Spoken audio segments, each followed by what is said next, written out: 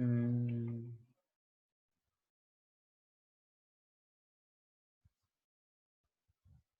Hoje nós vamos falar sobre biossegurança, certo? Deixa eu carregar aí a tela para vocês.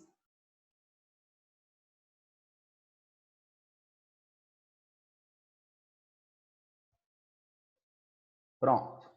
Hoje nós vamos falar sobre biossegurança. Mas antes da gente entrar no nosso assunto, eu vou revisar um pouquinho, como é comum nas nossas aulas, eu vou revisar o que foi dado na aula anterior, tá? Nós falamos um pouquinho sobre a história da massagem, desde Anticristo até os tempos atuais. Nós apresentamos uma definição de terapia manual da Diane Jacobs e uma definição que foi feita por mim, de acordo com as minhas leituras.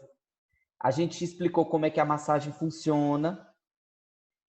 Nós explicamos a diferença entre nocicepção e dor. Mostramos alguns recursos na massoterapia, como as ventosas, os bambus, as pedras vulcânicas. Nós discutimos algumas dúvidas frequentes que existem. Bom dia, Lindenberg, acabou de chegar. Nós discutimos algumas dúvidas frequentes que existem na massoterapia. Qual é o termo certo? Massagem relaxante, sueco, clássica? Qual é a diferença de massagem e massoterapia? Se eu devo chamar a pessoa que eu atendo de usuário, de cliente ou de paciente? Se o termo mais apropriado é massagista ou massoterapeuta? Qual é o brasão oficial da profissão? Quem é que pode atuar? Foram algumas dúvidas que nós esclarecemos no nosso encontro anterior. Nós falamos também sobre a legislação brasileira da massoterapia, que é bem curta, mas a gente não pode deixar de falar. E nós falamos sobre o modelo biomédico e o modelo biopsicossocial. Alguns desses pontos que estão aqui, eu cobrei nos exercícios que eu passei para casa, para vocês, tá? Agora, entrando na nossa aula propriamente dita. Como eu disse para vocês, o tema da nossa aula é biossegurança. Aqui eu estou apresentando para vocês a definição de biossegurança dada pela Anvisa, que é a Agência Nacional de Vigilância Sanitária. Ela diz o seguinte, ó, a biossegurança compreende um conjunto de ações destinadas a prevenir, controlar, mitigar, que é diminuir, ou eliminar riscos. Esses riscos eles são inerentes às atividades que podem interferir ou comprometer a qualidade de vida, a saúde humana e o meio ambiente. Onde é que a biossegurança deve ser empregada? A biossegurança deve ser empregada em hospitais, em laboratórios, em universidades, em unidades básicas de saúde, nas indústrias, em hemocentros. Todas essas áreas precisam se preocupar com a implementação da biossegurança. Vocês percebem que na definição que eu apresentei aí para vocês, eu grifei a palavra riscos de vermelho. Porque o objetivo, vocês percebem na definição, que o objetivo da biossegurança é prevenir, controlar, diminuir e eliminar riscos que são apresentados para o meio ambiente, para a saúde animal e para a saúde humana, certo? Então, fica a pergunta, o que são esses riscos? Que riscos são esses que podem colocar, que podem apresentar uma ameaça para a vida humana, animal e para o meio ambiente? Aí aqui na imagem seguinte, nós temos uma definição de riscos. Ó, lá em cima nós temos assim, uma equação. O risco é igual ao perigo versus a exposição. Vamos entender cada elemento dessa equação. O perigo, gente, é uma coisa que é inerente, já faz parte daquela substância, de uma mistura de substâncias, de um processo, de um equipamento, da situação. O perigo já é uma coisa que é próprio daquilo. A exposição, ela é baseada na intensidade, na duração e na frequência de contato com o agente. É o quanto de tempo eu me exponho para um determinado perigo. Quando eu somo um perigo, uma coisa que já é dela ser perigosa, e quando eu me exponho por muito tempo, eu aumento as chances de estar em risco, certo? Então, como eu expliquei, cada elemento dessa equação, o risco é o quê? A exposição a um perigo. Se eu não me exponho, eu não corro risco. Como eu disse, o ambiente ser perigoso, a coisa ser perigosa já é dela. Não tem como eu anular isso. O que eu posso anular, diminuir, evitar, prevenir é o risco, certo? Aí eu coloquei essa imagem, você percebe que nela aparece o pai e o filho, provavelmente, né? Vendo fogos de artifício. Os fogos de artifício, por si só, eles já são perigosos, certo? Porque é um material inflamável. Porém, tem alguém riscando aí na tela, gente. Porém, quando você se expõe aos fogos de artifício, que é perigoso, você aumenta o risco de se queimar, de se machucar. Os fogos de artifício, como eu disse, já é dele ser perigoso. Desculpa, Quando eu me professor, exponho a ele, perdão. tá. Vê se tem como você apagar, tirar, porque pode apagar, Vou tentar tirar atrapalhar isso. nos slides seguintes. Não vou fazer mais não, aí não dá pra ver, né? Mas vou tentar tirar aqui, desculpa. Tudo bem. Como eu estava explicando para vocês, os fogos de artifício já é um material, já são um material inerentemente, já é dele, da natureza dele ser perigoso. Quando eu me exponho a eles, é que eu aumento as chances de eu estar em risco, me queimando, me machucando. Aí eu vou colocar um outro exemplo aqui para vocês que ilustra bem, ó. O que é um perigo? A altura. Quando eu estou num local alto, aquilo ali, ser alto, já é perigoso, já é dele. Só que quando eu me exponho, eu fico naquela altura sem segurança, qual é o risco que eu corro? Cair. Então, o risco ele pode ser evitado quando eu não me exponho àquela altura. Um outro exemplo de perigo, a superfície quente. Uma panela, ela não tem como deixar de ser quente quando ela está no fogo. Já é dela, já é da natureza dela ser quente. Certo? Quando é que eu estou em risco? Quando eu me exponho a essa panela sem proteção, eu vou me queimar. Então, esse risco pode ser evitado se eu colocar uma luva, se eu evitar o contato com a panela, mas ela ser perigosa já é dela, não tem como eu evitar isso.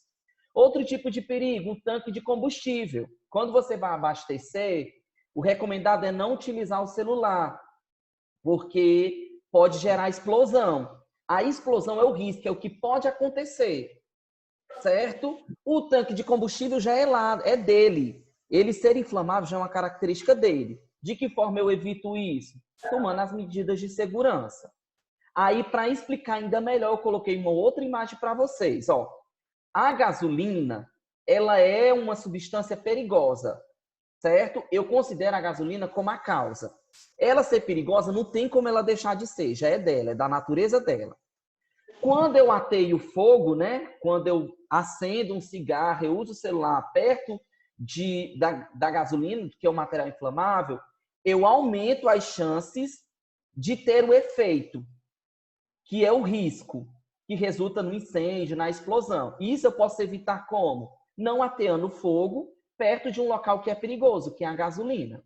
Então, a gente precisa entender que risco e perigo são coisas completamente diferentes. Uma coisa ser perigosa é dela, não tem como a gente tirar. Um ambiente alto é dele já ser alto. O que eu tenho que fazer é tomar as medidas de segurança para que eu não corra o risco de cair, certo?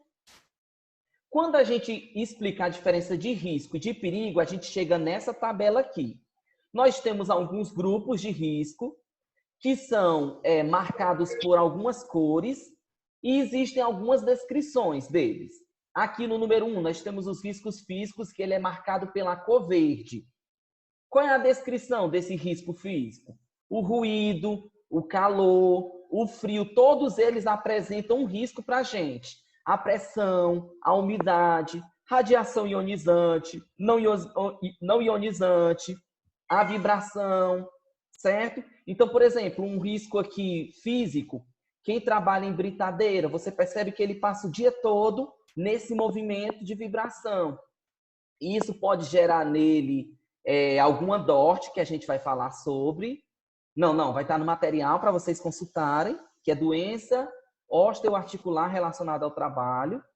E vai estar ameaçando aí, colocando ele em risco e ameaçando a qualidade de vida, vai estar afetando ele no trabalho.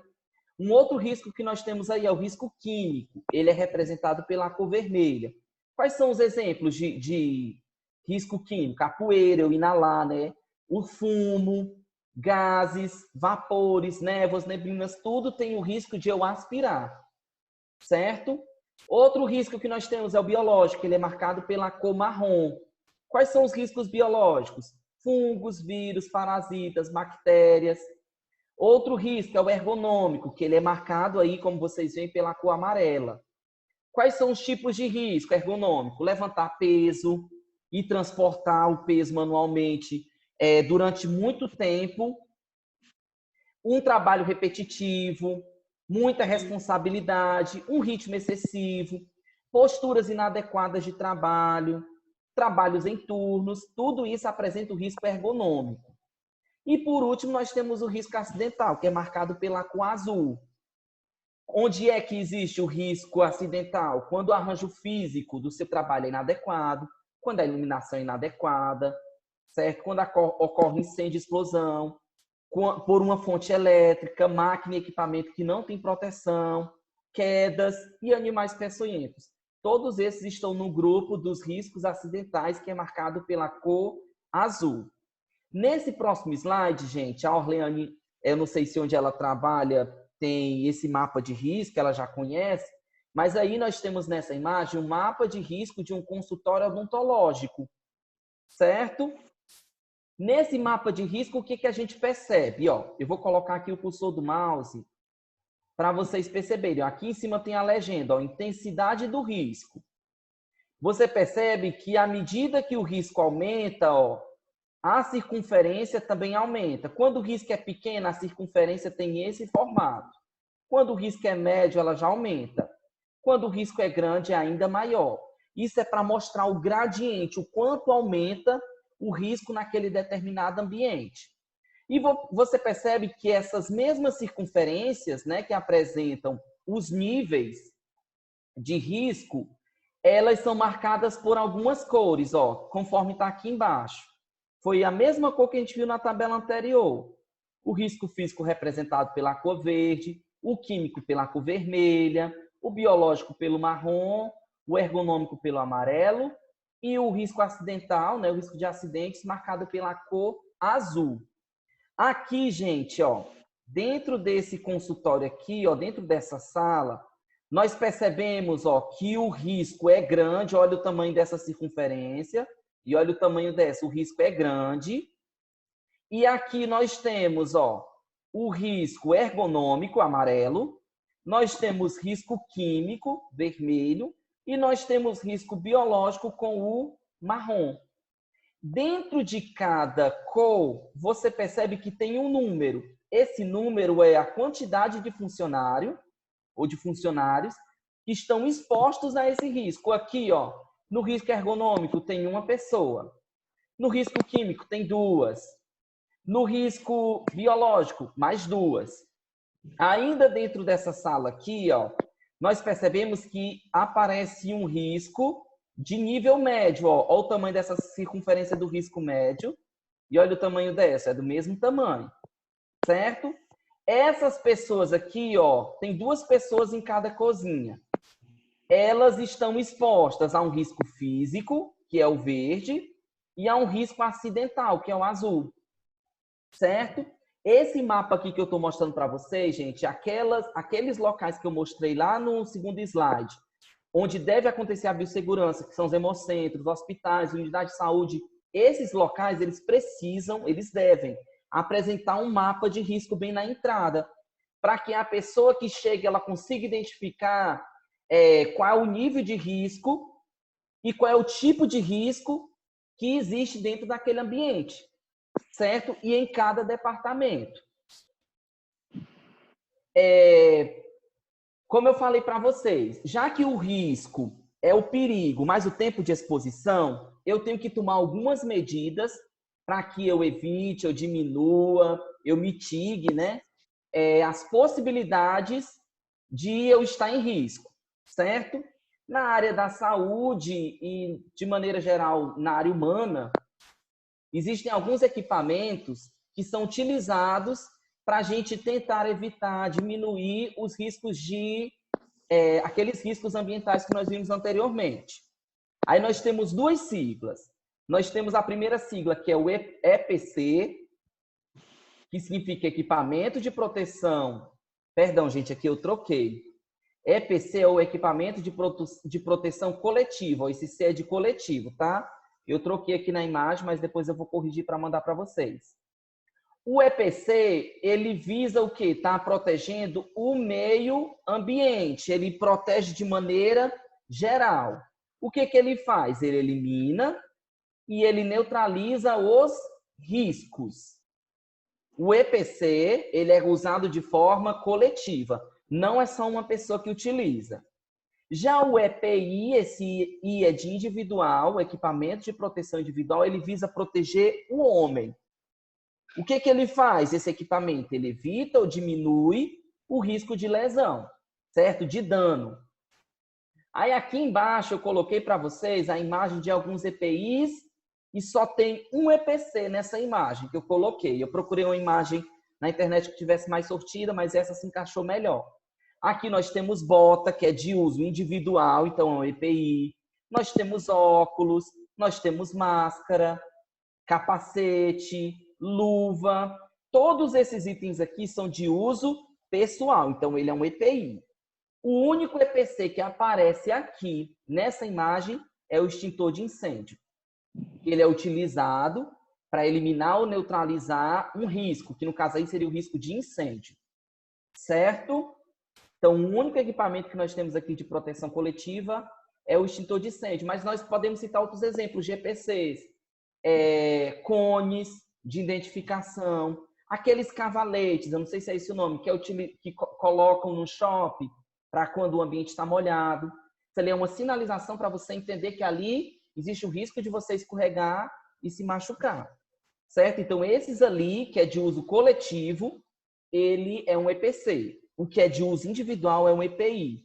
A gente percebe que tem sido muito falado sobre o tema EPI e EPC atualmente por conta da pandemia da Covid-19. Né? A gente percebe, sempre passando nos noticiários, que tal estado, tal país está comprando de tal lugar equipamentos de proteção individual, que são as máscaras, os óculos, luvas. Isso é de uso individual, tá? Vamos para frente. Aqui, gente, nós temos alguns conceitos e definições que são utilizados na área da biossegurança. Gente, são muitos conceitos. Eu estou trazendo aqui para vocês alguns que merecem ser esclarecidos, principalmente porque se emprega muito na massoterapia. Isso aqui pode ser uma questão de prova, como eu já mostrei para vocês lá nas nossas enquetes no Telegram, pode ser uma questão de uma seleção, de um concurso na área da massoterapia, tá? Aí nós vamos ao primeiro conceito, que é antisepsia. O que é antisepsia? É um conjunto de meios para destruir germes patógenos que podem causar doença e prevenir infecções na pele ou na mucosa. Mucosa são as regiões no corpo que são úmidas, região bucal, a região nasal, os olhos, os ouvidos, certo? É um conjunto de meios para destruir germes patógenos e prevenir infecções na pele e na mucosa através da ação de substâncias químicas. Essas substâncias químicas levam o nome de antissépticos, certo? Aí, logo em seguida, a gente tem a definição do que é um antisséptico. É uma substância, um produto capaz de deter ou inibir a proliferação de micro-organismos patogênicos, né, que causam doenças, na temperatura ambiente, em tecidos vivos. E nós temos aí abaixo mais outra definição, que é a asepsia. O que é a asepsia? É um método empregado para impedir que um determinado meio seja contaminado. Quando este meio for isento de bactérias, eu chamo esse meio, esse local, esse espaço de meio asséptico. Gente, por que eu decidi colocar essas três definições? Muita gente confunde asepsia com antisepsia. Quando eu higienizo a mim e ao meu cliente, quando eu higienizo um organismo vivo, eu dou o nome de antisepsia. E o material que eu utilizo para higienizar eu chamo de antisséptico. Quando eu higienizo a minha maca, a minha cadeira de massagem, a minha cubeta, eu estou fazendo asepsia, certo? A diferença na antisepsia e da asepsia é porque um é feito no organismo não vivo e outro é feito no organismo vivo. Outras definições que nós temos dentro da biossegurança, os conceitos de infecção, certo? Lá no começo nós temos a infecção endógena. O que é a infecção endógena? É aquela que se verifica a partir de micro-organismos do próprio paciente. Geralmente, esse paciente está imunodeprimido, o sistema imunológico dele está enfraquecido. E esse tipo de infecção corresponde a aproximadamente 2/3 das infecções hospitalares. Essa infecção, gente, esse tipo de infecção foi a que aconteceu com o presidente da República, quando ele sofreu aquele atentado. Como nós temos micro-organismos que estão presentes em algumas regiões do corpo, ali onde eles estão presentes, eles já estão em harmonia com aquele local. Quando ele sai daquele local para outro, onde aquele outro local não reconhece aquele micro-organismo, o corpo vê como um invasor, certo? Acaba ocorrendo a infecção. Então, a infecção endógena é as bactérias, os micro-organismos que habitam em mim, quando eles vão de uma região para outra, onde aquela região para onde ele vai não é comum ele estar lá. O meu corpo entende como um agente invasor, certo? Outro tipo de infecção que nós temos é a exógena. É a que se verifica a partir de micro-organismos que são estranhos ao paciente. Esse tipo de infecção ela é levada como? Pelas mãos da equipe de saúde, por nebulização, pelo uso de respirador, quando ele não é feito asepsia nele, quando ele, na verdade, não é higienizado, porque para esse tipo de procedimento é dado um outro nome, por vetores, por medicamentos ou por alimentos contaminados. Então, a infecção exógena são de micro-organismos que não vivem em harmonia comigo, certo? E nós temos aí a infecção cruzada, que é aquela que se transmite de paciente para paciente, geralmente pelas mãos da equipe de saúde. Eu vou aqui num paciente em um leito, dali dele, toco nele, tenho um contato com ele, vou para outro sem me higienizar. Eu posso estar sendo um vetor, levando um micro-organismo dali, daquele paciente que eu acabei de estar, para o outro para onde eu vou. Essa é a infecção cruzada. E aí eu coloquei aí para vocês a imagem do dia que marca o Dia Nacional de Combate à Infecção Hospitalar, que é o dia 15 de maio, certo? Aí tem uma imagem de um profissional da área da saúde dizendo que lavar as mãos salva vidas, certo? E aí, gente, nós temos uma imagem mostrando como é que você pode fazer a antisepsia das mãos com álcool ou então com água e sabão, certo? Eu não sei se vocês lembram, não sei se todos aqui estão lá no grupo do Telegram, mas eu fiz uma enquete onde eu perguntei quem foi o Dr. Wignas, certo? Quem foi o médico que propôs o bom hábito de lavar as mãos, porque ele percebeu que quando isso era feito na equipe de enfermagem, os bebês que eram cuidados, né, que eram recebidos, que eram tratados pelos profissionais da saúde que lavavam as mãos, tinham uma chance de sobrevida maior, certo? Aí aqui na primeira imagem, ó, tá mostrando o equipamento sendo colocado aí. Ele faz um giro, ó. Depois ele entrelaça os dedos. Ele esfrega, ó, ele fricciona o dorso da mão. Depois, ó, entre os dedos. Depois ele gira nos polegares. Faz um movimento, ó, com a ponta dos dedos na palma da mão. Pronto.